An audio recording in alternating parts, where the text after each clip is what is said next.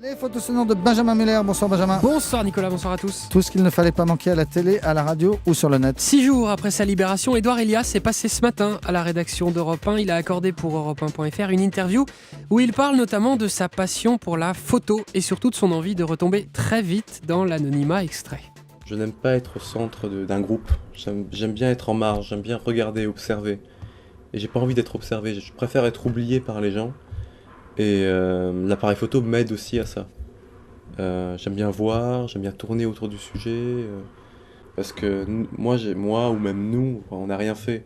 Surtout les agents de l'État qui ont travaillé pour notre libération, c'est eux qui se sont chargés de tout, c'est eux qu'on devrait remercier, c'est eux qui devraient être au centre de toute l'attention.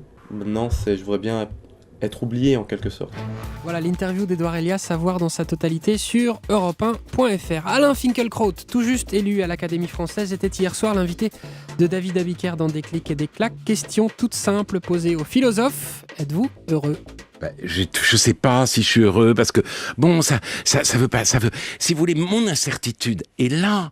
Chaque matin, je me dis, l'intelligence va me quitter, j'ai plus d'idées, c'est fini, etc. Ne vous inquiétez pas, il y en a plein qui pensent que vous en êtes indigne, donc n'ayez pas de scrupules à penser que vous l'êtes. Non, mais quand vous dites les gens qui pensent que j'en suis indigne, je réponds que les gens qui ne m'aiment pas n'aiment pas plus l'Académie française qu'ils ne m'aiment. Voilà pourquoi ils disent ça vous va très bien. Le débat qui oppose les VTC aux chauffeurs taxi et la récurrente question de la qualité des services proposés par ces taxis. Écoutez ce témoignage tout à l'heure dans Europe Midi avec Pierre de Villeneuve d'une jeune fille, Lou, présente dans le public. Mademoiselle a une question pour vous. Bonjour Lou. Voilà, il y a certains VTC qui sont soumis à des systèmes de notation. Est-ce qu'on ne pourrait pas soumettre ce système aux taxis aussi ? Parce que j'ai eu de nombreux soucis avec des taxis qui m'ont fait des avances concrètement pour que le prix de la course soit moins cher. Donc, est-ce qu'un système de notation pour les taxis... On vous a fait des avances pour payer moins cher la course de taxi ? Voilà, on m'a proposé des choses pour que je puisse payer la course moins cher en échange de services. Voilà, no comment. Lou, tout à l'heure avec Pierre de Villeneuve. Selon le journal Le Point, Ségolène Royal aurait instauré effectivement à son arrivée au ministère de l'écologie des consignes et un code de bonne conduite assez drastique pour ses collaborateurs. Un exemple, les décolletés seraient interdits aux femmes et aux hommes, j'imagine aussi. Question posée ce matin à sa collègue Marisol Touraine, qui était l'invitée de Thomas Soto sur Europe 1. Faites-vous pareil au ministère des Affaires sociales ?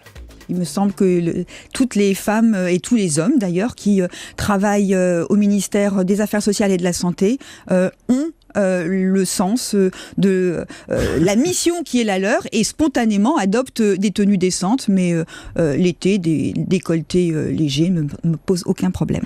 Aucun problème, dit la très cool Marisol Touraine. Ségolène Royal, on le précise tout de même, a démenti, elle ne serait pas une anti-décolletée. Quelle histoire. Et enfin, écoutez cette anecdote savoureuse de Giroud, notre Giroud à nous, qui était ce matin invité de France 2 pour parler de son livre autobiographique et en particulier d'un passage où il raconte des vacances passées à Cuba il y a quelques années. Oui, j'étais touriste à Varadero, au bord de la mer, et un policier m'a réveillé à 5h du matin. J'ai dit, oh là là, dans un pays de dictateurs comme ça, qu'est-ce qui m'arrive ? Il m'a mis dans une Mercedes. 2 heures après, j'étais à table avec Fidel Castro. Il m'a dit, écoute, je t'ai fait venir parce que mon problème, c'est que mes gamins de Cuba jouent au baseball.